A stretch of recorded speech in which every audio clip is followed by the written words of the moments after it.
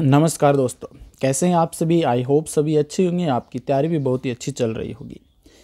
देखिए, हमने राजस्थान जीके के अंतर्गत राजस्थान की जियोग्राफी को कंप्लीट कर लिया है।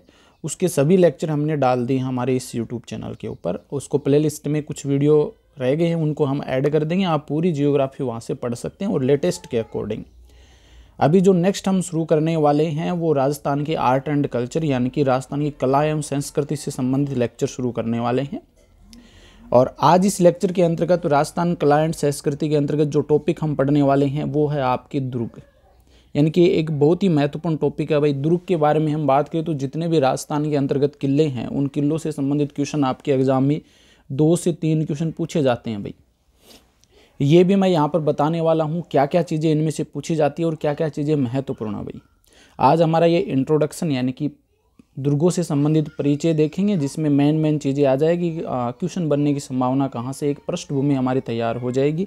उसके बाद में एक एक दुर्ग हम उठा के चलेंगे और एक एक करके हम कंप्लीट लेक्चर को कंप्लीट करेंगे भाई। शुरू करते हैं। देखिए, दुर्ग वैसे समझते हैं भाई राजा वगैरह निवास करते हैं, आप सभी को पता ही है, वैसे बताने की जरूरत है नहीं। देखिए, कविराज श्यामल दास है, इनकी एक रचना है और उस रचना का नाम है वीर विनोद। वेरी वेरी इंपॉर्टेंट, कई बार ऐसे ही पूछ लिया जाता है भाई वीर विनोद के रचयिता कौन है, तो कविराज श्यामल दास। इस रचना में उल्लेख किया गया है कि मेवाड़ में टोटल 84 किले हैं। उन 84 किलों में से 32 दुर्ग ऐसे हैं जिनका निर्माण राणा कुंभा ने करवाया है। वेरी वेरी इंपॉर्टेंट लाइन है भाई, ये यहाँ से क्वेश्चन बना है पहले कि वीर विनोद में उल्लेखित है कि मेवाड़ के जो 84 दुर्ग हैं उनमें से 32 दुर्ग का निर्माण राणा कुंभा ने करवाया है। और इसी कारण से राजस्थान में सर्वाधिक दुर्ग बनाने या सर्वाधिक किले बनाने वाला जो शासक आपसे पूछा जाता है तो क्या हो जाएगा आंसर, राणा कुंभा हो जाएगा भाई। ठीक है, अब दुर्ग में पूछेगा क्या, ये भी एक महत्वपूर्ण क्वेश्चन है भाई। हम पूरा दुर्ग लेके चलते हैं तो उसमें क्या क्या चीज़ें पूछी जा सकती है भाई। पहला तो ये पूछ लेगा भाई जो दुर्ग है उसका अन्य नाम या उपनाम कौन कौन से हैं। जैसे चित्तौड़गढ़ को या फिर हम कह सकते हैं कुंभलगढ़ को मेवाड़ की संकटकालीन राजधानी कह सकते हैं। तो ये कुछ उपनाम जो होते हैं ना, श्रवण दुर्ग है या श्रवणगिरी है, ये कुछ उपनाम है, तो वो उपनाम भी पूछे जा सकते हैं आपसे। कहाँ पर स्थित है ये भी बन सकता है आपसे क्वेश्चन। जैसे आपसे पूछ लिया भाई सिवाना दुर्ग कहाँ है, रणथंभौर दुर्ग कहाँ है, इसके अलावा हम बात करें लोहागढ़ दुर्ग कहाँ है, तो ये कहाँ पर स्थित है वो भी पूछा जा सकता है। इसके बाद में क्या पूछेगा भाई, कौन सी पहाड़ी पर स्थित है या पठार पर स्थित, तो पठार का नाम पूछ सकता है। या किन्हीं नदियों के संगम पर स्थित है तो उनके बारे में भी पूछा जा सकता है। पहाड़ी पर जैसे चित्तौड़गढ़ दुर्ग है तो वो पहाड़ी पर है, मेहरानगढ़ दुर्ग है वो पहाड़ी पर स्थित है तो उनकी पहाड़ी का नाम पूछ लिया जाता है।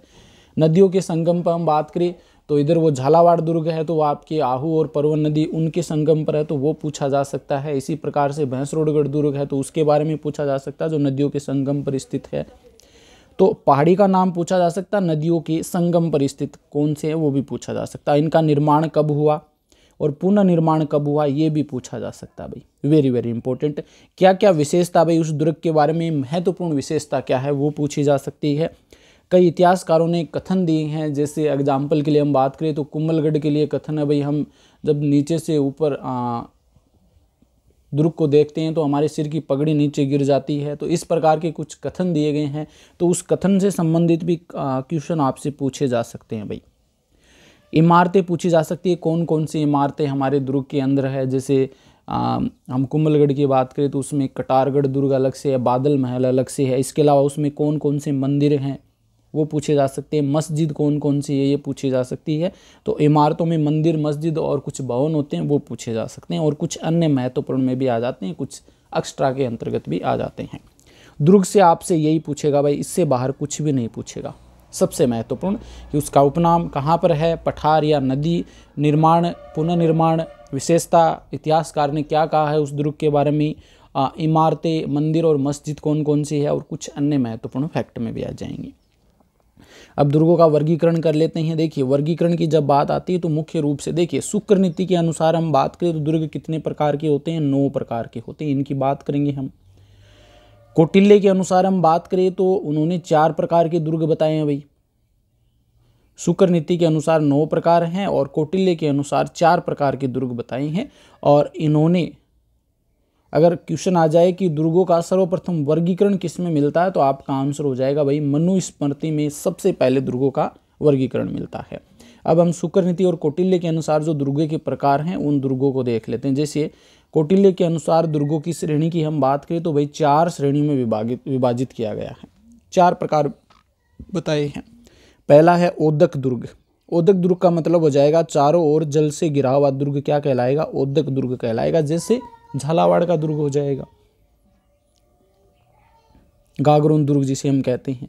दूसरा आता है धानवन दुर्ग। धानवन दुर्ग का मतलब हो जाएगा कि रेत या मरुस्थल से घिरा हुआ दुर्ग, जैसलमेर का किला हो जाएगा। एक होता है गिरि दुर्ग, पहाड़ी या पठार पर स्थित दुर्ग क्या हो जाएगा? गिरि दुर्ग। हमारे राजस्थान के अधिकांश दुर्ग इसी प्रकार के हैं, चाहे वो रणथंभौर की बात कर लो, चित्तौड़गढ़ की बात कर लो, कुंभलगढ़ की बात कर लो, ये पहाड़ी पर स्थित दुर्ग है भाई। मेहरानगढ़ दुर्ग हो गया। अब बात करते हैं वन दुर्ग की। चारों ओर वनों से घिरा हुआ दुर्ग क्या हो जाएगा भाई? वन दुर्ग श्रेणी में आ जाएगा। इसमें आपका सिवाना का दुर्ग आ जाएगा। तो कौटिल्य के अनुसार आपसे क्वेश्चन पूछा जाता है कि कितनी श्रेणी में बांटा, तो 4 श्रेणी में, चारों श्रेणी यहाँ पर मैंने आपको बता दी है। आगे हम बात करते हैं शुक्र नीति के अनुसार दुर्गों के प्रकार। शुक्र नीति के अनुसार, तो शुक्र नीति के अनुसार हम बात करें तो 9 प्रकार के दुर्ग बताएं भाई। 9 प्रकार के कौन कौन से, इनकी हम यहाँ पर बात करने वाले हैं, आराम से देख लेना भाई। ये 9 प्रकार हैं। उनमें सबसे पहला जो प्रकार आता है वो है ऐरण दुर्ग। ऐरण दुर्ग, ऐरण दुर्ग का मतलब होता है कि उस दुर्ग का जो रास्ता होता है वो एक तो पथरीला होना चाहिए और कांटेदार झाड़ियाँ होनी चाहिए उसमें, मतलब एक दुर्गम रास्ता हम बोल सकते हैं भाई। ऐरण दुर्ग की श्रेणी में वह दुर्ग को शामिल करते हैं जिसमें पथरीला तो मार्ग हो और कांटेदार झाड़ियाँ वहाँ पे उपस्थित हो। और ये इसी प्रकार का जो ऐरण दुर्ग का उदाहरण देखें तो रणथंभौर का जो किला है सवाई माधोपुर में, वो इसी प्रकार का हो जाएगा, ऐरण दुर्ग की श्रेणी में आ जाएगा। दूसरा आता है पारिक दुर्ग। पारिक दुर्ग का मतलब हो जाएगा, एक ख पकड़ लो भाई, ख का मतलब खाई।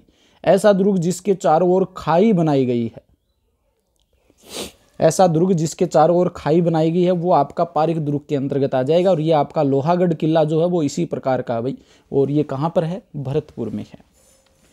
तीसरे नंबर पर आता है पारिद दुर्ग। पारिद दुर्ग हम वैसे देख चुके हैं।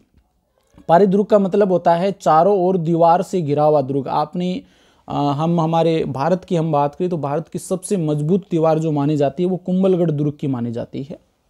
इसके चारों ओर जो दीवार है उसमें हम बात करें, इसकी डिटेल से हम बात करेंगे उस समय और बताएंगे कितनी लंबाई है, उसकी चौड़ाई कितनी है। तो सबसे मजबूत दीवार इस कुंभलगढ़ दुर्ग की मानी जाती है, यानी कि चारों ओर अगर दीवार स्थित है तो आपका पारिद दुर्ग की श्रेणी में आ जाएगा। फिर 4 नंबर पे आता है वन दुर्ग। वन के नाम से पता चल रहा है भाई, चारों ओर वनों से घिरा हुआ जो दुर्ग है वो आपका वन दुर्ग की श्रेणी में आ जाएगा। एग्जाम्पल के तौर पे आप सिवाना दुर्ग देख सकते हैं भाई, बाड़मेर में। सहाय दुर्ग की हम ये तो आ गया, अच्छा यहाँ पर देखिए भाई, सहाय दुर्ग नहीं, जल दुर्ग की बात करते हैं। जल दुर्ग का मतलब होता है दुर्ग जो होता है, किला जो होता है, ये चारों ओर से जल से घिरा हुआ होता है, तो वो जल दुर्ग की श्रेणी में आ जाएगा। और यहाँ पर ये हो जाएगा आपका गागरोन का किला जो झालावाड़ में है, वो किस प्रकार का है? जल दुर्ग की श्रेणी में आता है। 6 नंबर पे आपका धानवन दुर्ग हो जाएगा। धानवन दुर्ग मतलब चारों ओर मरुस्थल से या रेत से घिरा हुआ जो दुर्ग है वो धानवन दुर्ग की श्रेणी में आ जाएगा, जैसे कि जैसलमेर का किला जैसलमेर में है। 7 नंबर पे जो किला है वो गिरि दुर्ग हो जाएगा भाई। गिरि दुर्ग का मतलब पहाड़ी या पठार पर स्थित जो दुर्ग है वो आपका किस प्रकार का हो जाएगा? गिरि दुर्ग की श्रेणी में आ जाएगा। और राजस्थान के अधिकांश दुर्ग हैं वो इसी प्रकार के हैं भाई, जैसे चित्तौड़गढ़ का दुर्ग है, कुंभलगढ़ का दुर्ग है, मेहरानगढ़ का दुर्ग है, जैसलमेर का दुर्ग भी इस श्रेणी में आ सकता है। और इसके अलावा हम बात करें तो रणथंभौर दुर्ग भी इसमें आ जाएगा। तो गिरि दुर्ग तो बहुत सारे हैं हमारे राजस्थान में। इसके बाद में आता है सैन्य दुर्ग। सैन्य दुर्ग यानी कि सैनिकों के लिए जो अनुकूल दुर्ग होता है वो सैन्य दुर्ग की श्रेणी में आ जाएगा। इसे सर्वश्रेष्ठ बताया गया भाई। शुक्र नीति के अकॉर्डिंग हम बात करें तो सर्वश्रेष्ठ दुर्ग बताया है सैन्य दुर्ग को, ठीक है। और सहाय दुर्ग जो आता है 9वें प्रकार का, ये हमारे राजस्थान में है ही नहीं भाई। इसमें क्या होता है, जो सहायक सैनिक होते हैं, राजा होता है, वो एक ही दुर्ग में निवास करते हैं। तो ये 9 प्रकार के हो गए शुक्र नीति के अनुसार दुर्ग। 9 के बारे में मैंने अच्छे से आपको समझा दिया है। यहाँ से क्वेश्चन बन सकता है भाई, शुक्र नीति में सर्वश्रेष्ठ दुर्ग किसे बताया गया है? तो आप याद रख लेना सैन्य दुर्ग को।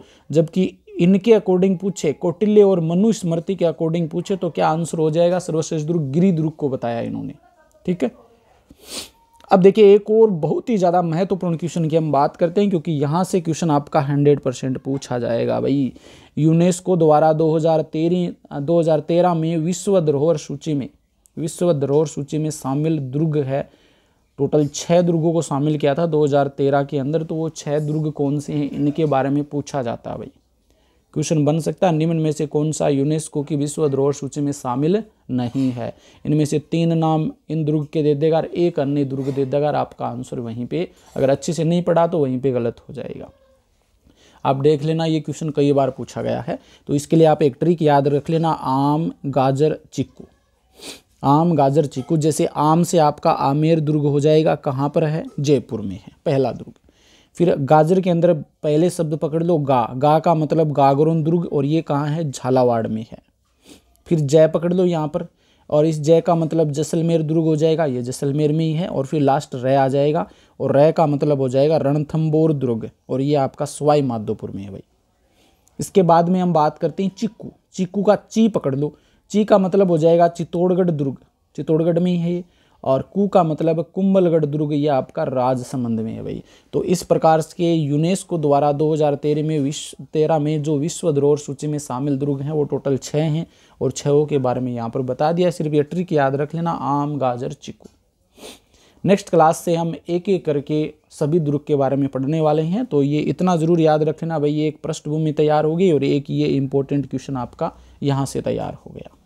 आज के लिए इतना ही, धन्यवाद, थैंक यू। लगातार चैनल पे बने रहिए, और नए हैं तो चैनल को सब्सक्राइब जरूर कर लीजिए। यहाँ पर आपको बहुत सारी चीज़ें वो फ्री उपलब्ध होने वाली हैं शानदार तरीके से। Thank you.